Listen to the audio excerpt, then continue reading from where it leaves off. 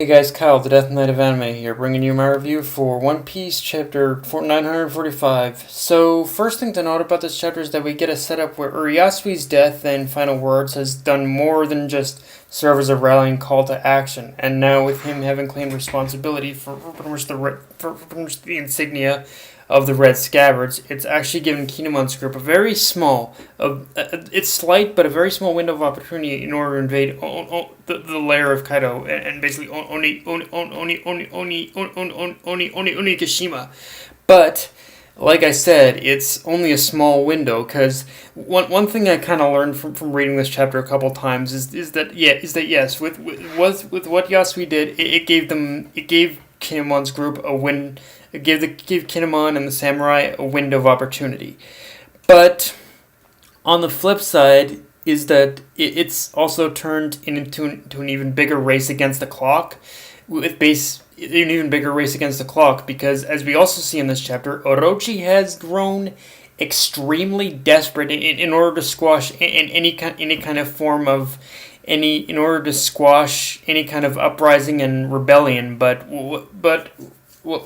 and as was set up in this chapter, I think the key in order to take action with this, it lies in whatever Ashura is doing, like whatever Ashura is hiding, or wherever he's leading the group. I have a feeling whatever Ashura has in store. It's something that is going to expedite the part of the plan that requires them to in order to free all the other samurai. So yeah,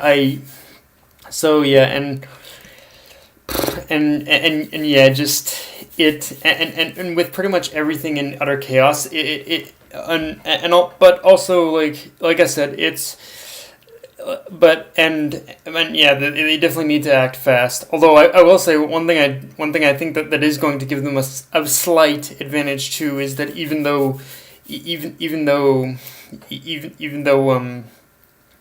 Orochi has grown desperate, I think the fact that everything has been thrown into utter chaos is definitely going to give them enough of a cover in order to act. So there's that too. But yeah, I think. But yeah, in terms of what Ashura has planned exactly, I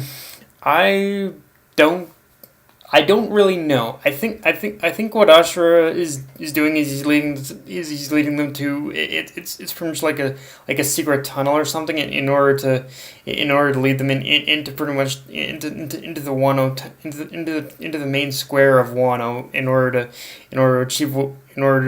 to free everyone. I think that's the idea of what he's planning, but we'll just have to wait and see for sure. Also, I don't know about the rest of you, but what's going on with Law and Hawkins is kind of fucked up in my book. But at the same time, it's also amazing development on Hawkins' part, because the fact that Hawkins is able to turn living beings into his own personal voodoo dolls now is in a lot of ways makes him ironically even more invincible, or if the setup is right, just straight up even more untouchable than he already was.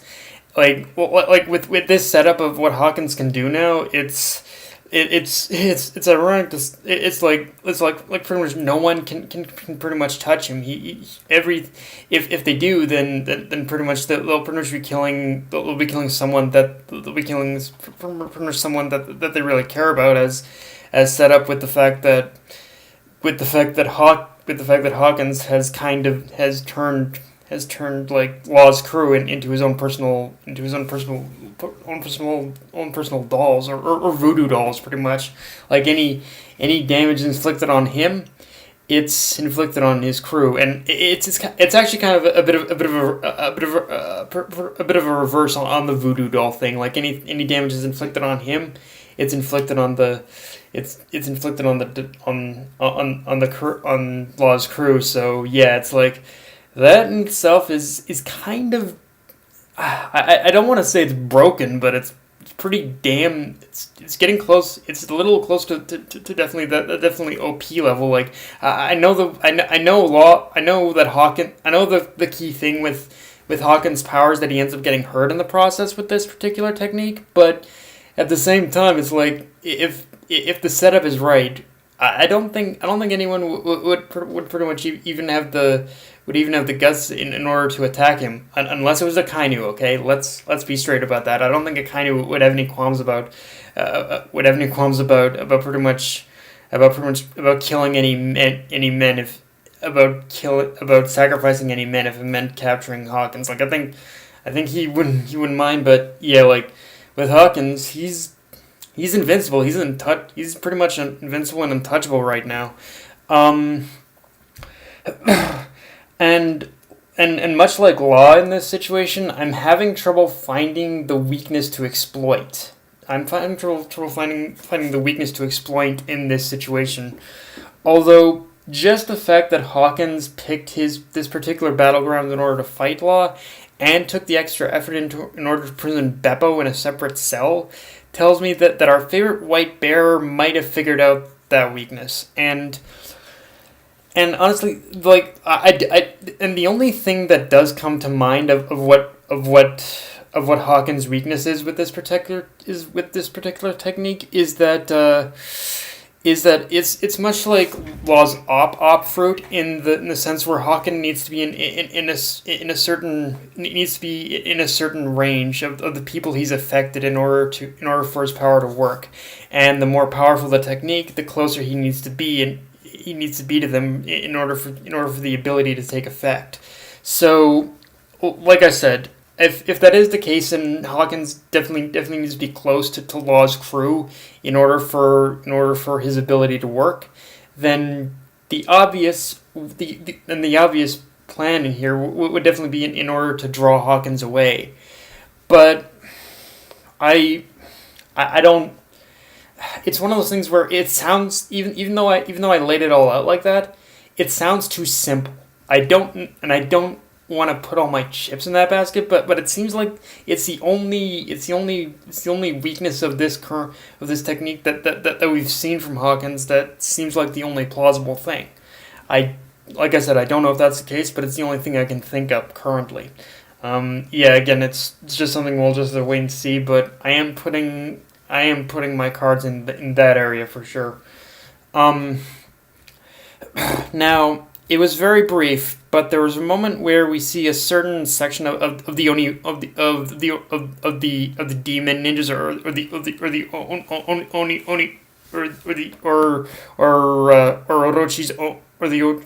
Orochi's personal guard of the Oniwabanshu are pursuing Hiyori, and this just occurred to me, but the fact that Oda has kept Hiyori's face pretty much hidden the entire time does kind of more than likely hint that what Oda's doing is that when it is revealed and when her face is fully revealed to pretty much everyone and the people know that she's alive, it'll bring at least the majority of this entire chaotic situation to at least a more calmer situation. It'll calm the situation down, or at best bring it to a standstill. And once everything is calmed down, it will give her the opening to pretty much rally everyone against Orochi. Because we have to remember that to everyone in Wano, that Hiyori is known as Komodosaki, a courtesan with the highest ranking and one who's most respected among Wano. So that alone, so just her being the most respected courtesan is going to give her enough clout in order for everyone in Wano to listen to her.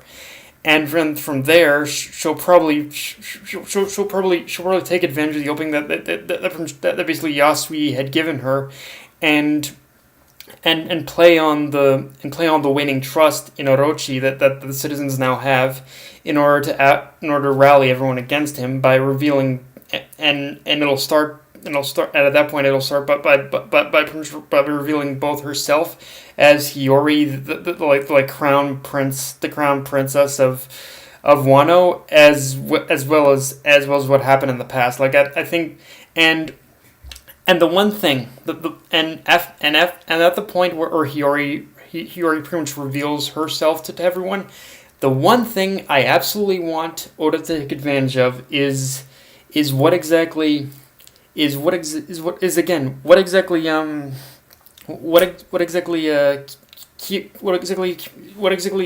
Kyoshiro's role in all this? Like again, like at the point that at the point where or she pretty much reveals herself, it's gonna put like pretty much Kyoshiro in a bit of a it's at the point where Komurasaki finally reveals herself, it's gonna put like pretty much it's gonna put him in a bit of an awkward situation. So at that point, we're almost certain in order to get like some background on this guy and what exactly was going on.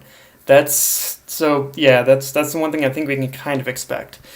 Um, Too. And the chapter was capped off with the epicness that was Big Mom engaging in a fight with Queen.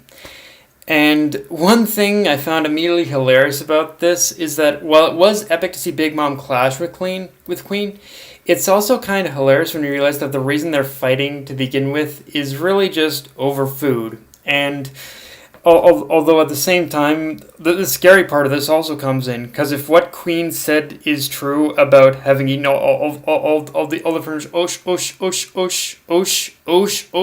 O-Shiruko, then this is one of those times where you start to worry less about what'll happen if Big Mom loses and what'll happen if she wins? Like if Big Mom wins and she doesn't get her meal, you know she's gonna turn on everyone, everyone including the people who promised the food to her.